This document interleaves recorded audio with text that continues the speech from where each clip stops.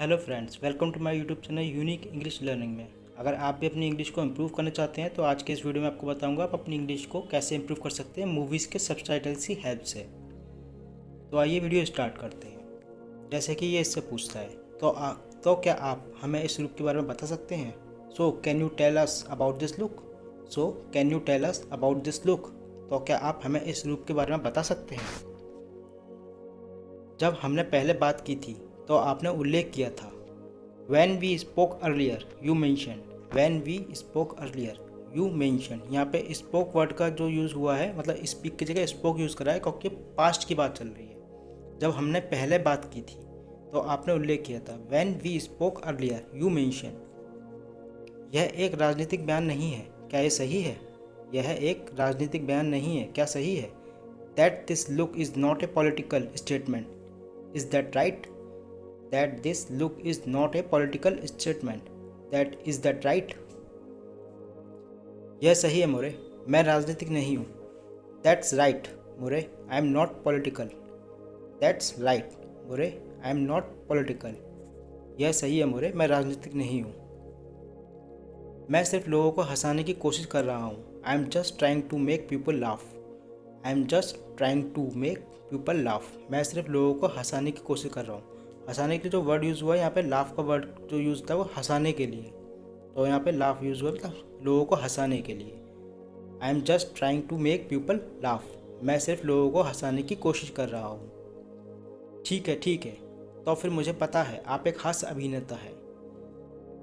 It's all right so I know you are comedian. ठीक है, तो फिर मुझे पता है आप एक हास्य अभिनेता हैं।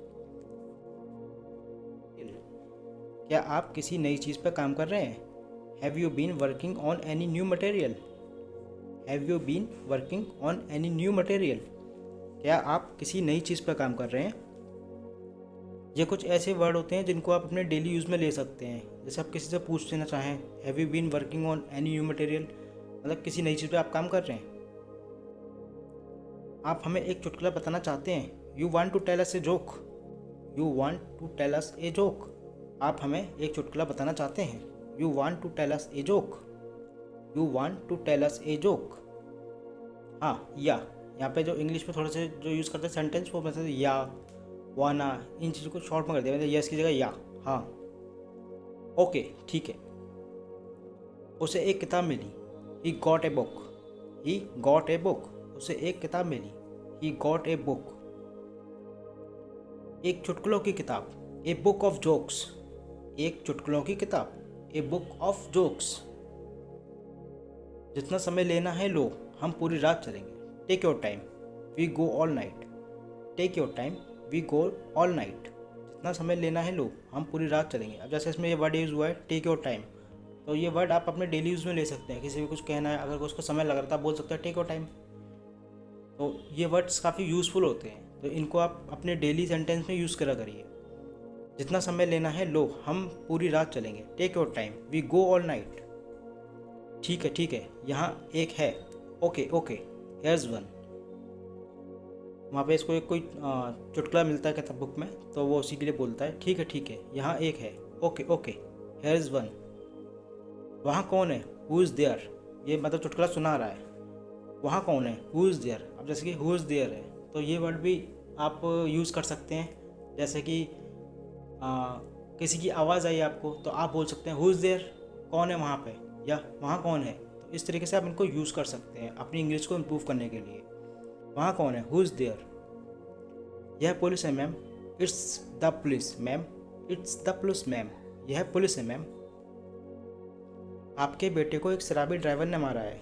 Your son has been hit by a drunk driver. आपके बेटे को एक शराबी ड्राइवर ने मारा है।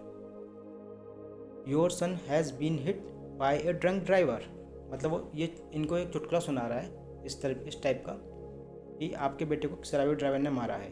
Your son has been hit by a drunk driver. वह मर चुका है। He is dead. वह मर चुका है। He is dead. तो वो उससे कहता है नहीं, आप वह मजाक नहीं कर सकते, क्योंकि ये एक एक्चुअली में शो चल रहा था, शो में बुलाया गया था। ये जोकर मूवी से लिया गया है।